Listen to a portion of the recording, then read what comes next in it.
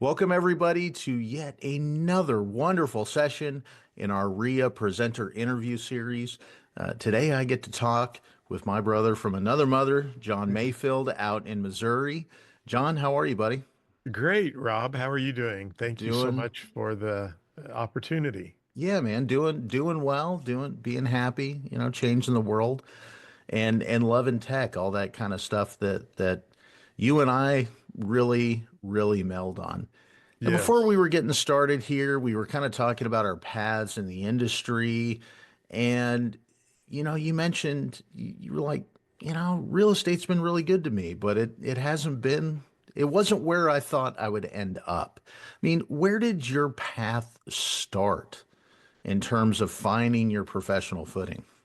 Yeah, think that's a great question, and thanks for asking. I actually my desires and dreams were to always go to Hollywood.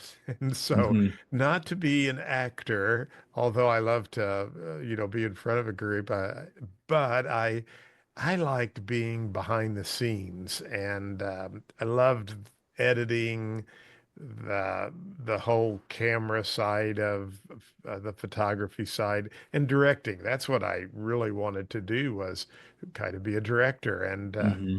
and had all intentions of going to Hollywood. I was in college studying broadcasting and film, and I got my real estate license in 1978 when I was 18, but I always wanted to go into to film and broadcasting, and so that's what I was majoring in. And I was away at school in 1979, and interest rates started to go up, and everyone left my mom's company.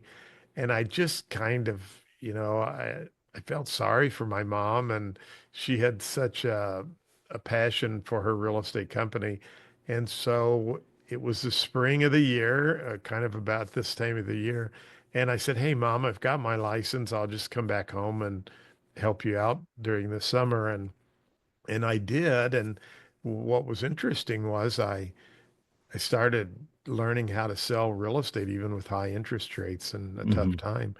And so when it was time to go back to the university, I said, maybe I'll just sit out for a semester and help continue to help my mom. Because I mean, she went from 40 agents to literally a handful of people. The economy was that Hmm. challenging back then. And so the next thing you know, I changed my degree and ended up getting a degree in business and a minor in communications. And here I am 47 years later. But there's kind of an interesting twist to that. So, because now with all of the technology and, podcasting and YouTube, that I can kind of play out the dreams I always had here in the latter part of my life. So, Hmm.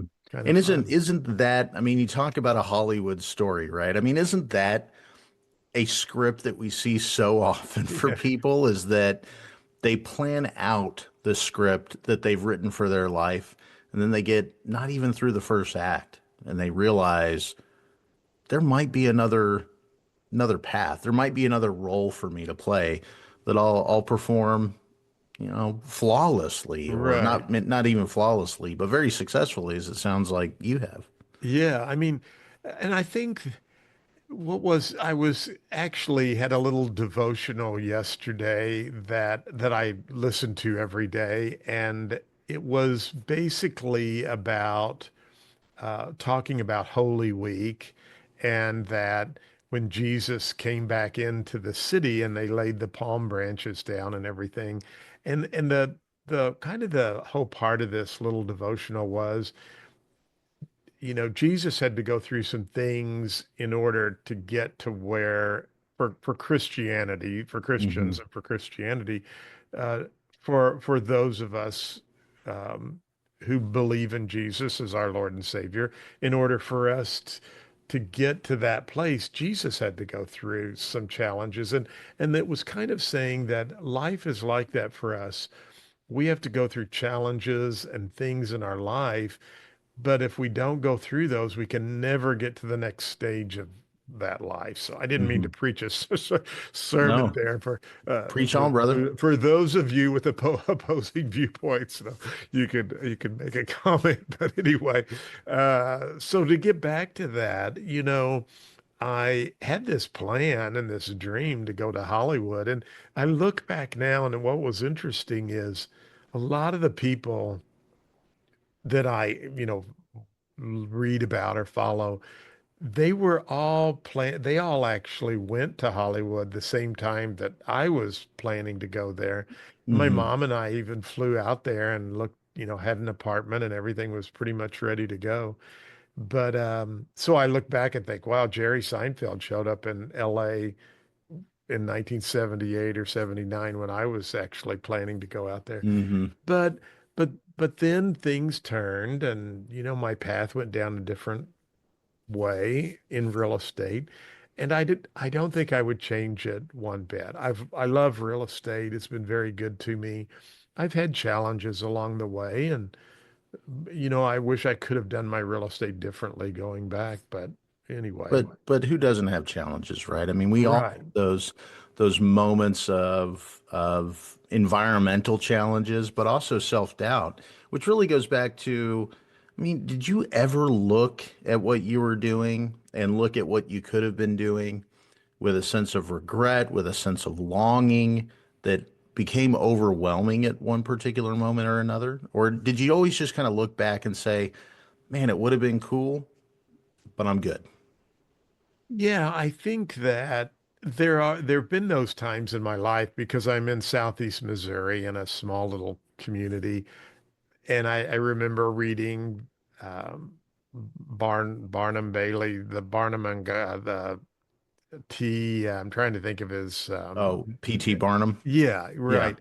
He wrote this book and it was from the 1800s and I went back and kind of found it on Google and was reading it and he said if you want to open a hotel, you need to go where people need a hotel. And Hmm. he was talking about sometimes people want to do a business but they locate it in such a niche area that it's hard to be successful.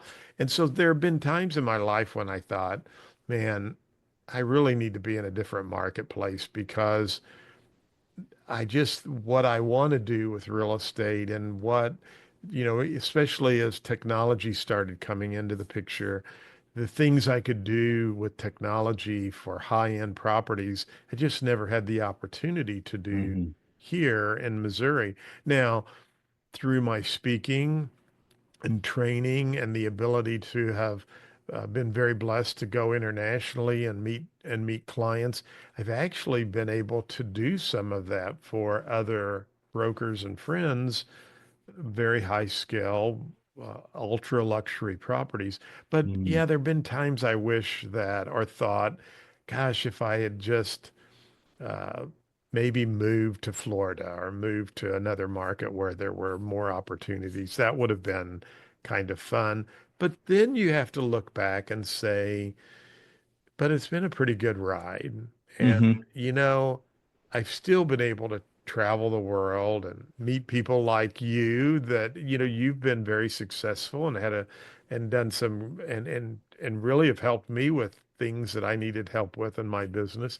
And so would I've had those opportunities, would I've met my Hmm. wife and had my children. So you just have to go with the fact that, I've had a path for a purpose and a reason, and it's all good.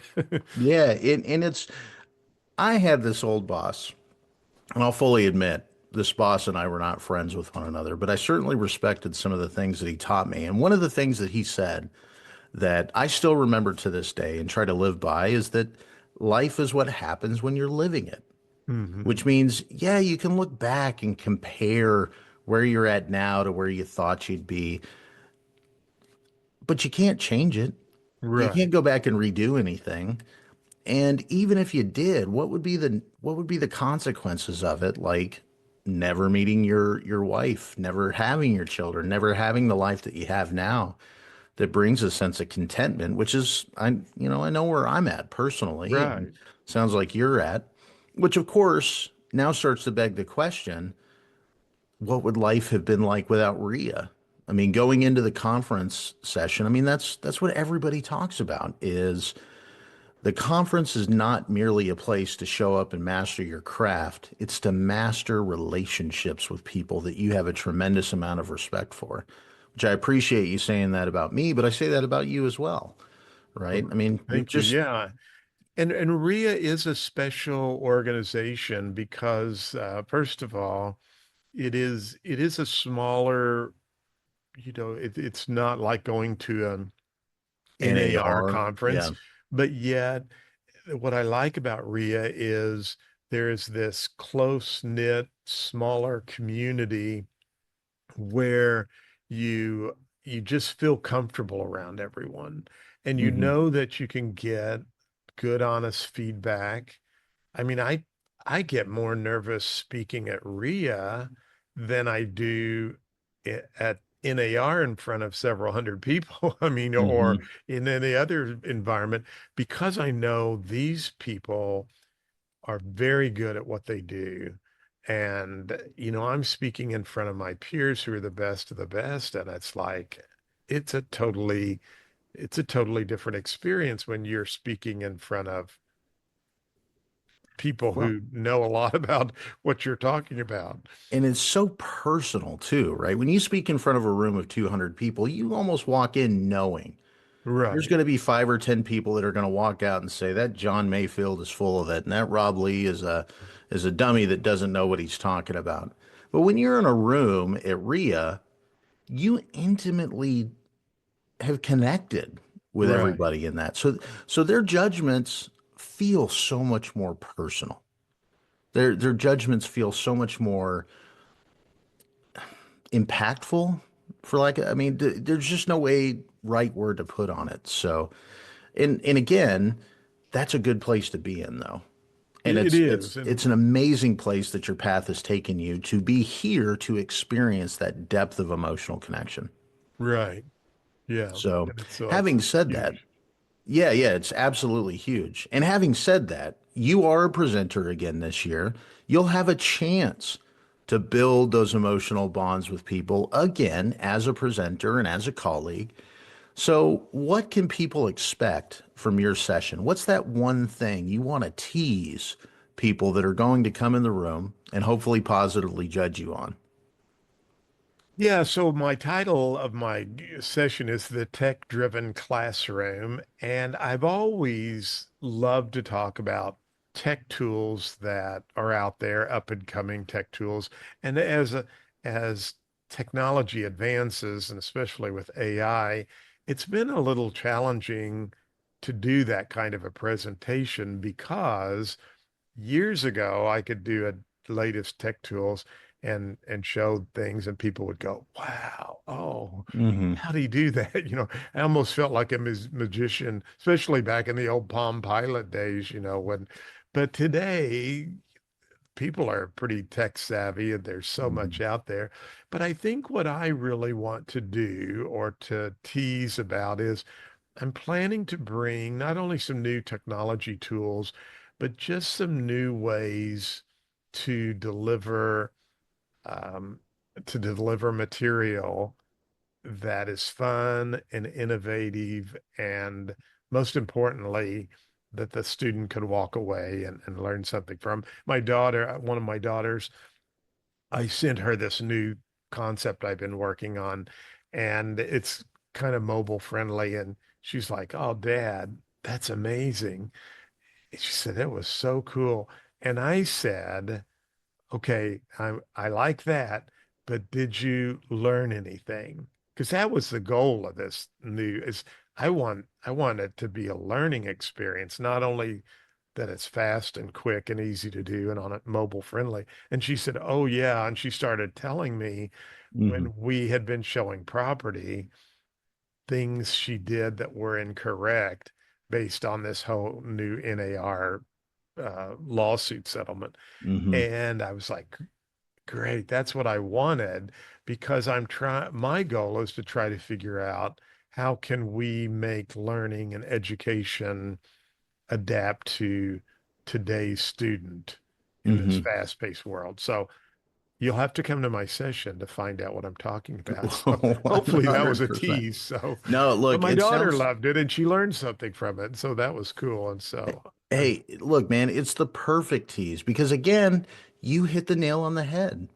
This isn't about the technology in and of itself. It's about the human experience, right? right. It's about what that path has brought us to and how it is that technology can take us down an easier path, a simpler path, a better path to connect with human beings. I mean, that's it. That's Yeah. all I And ever so, talk about with yeah. So, AI.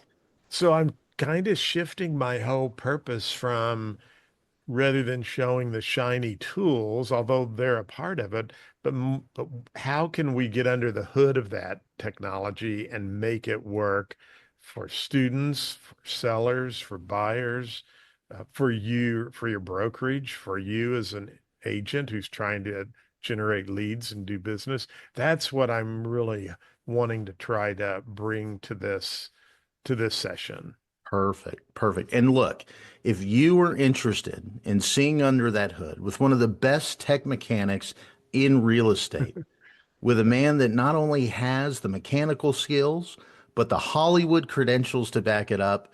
You can register for the REEA conference at reaconference.com, see John's presentation, see the schedule, see everything you need to learn from a wonderful presenter, traveler, friend like John Mayfield and dozens of others at the REEA conference. Remember, reaconference.com.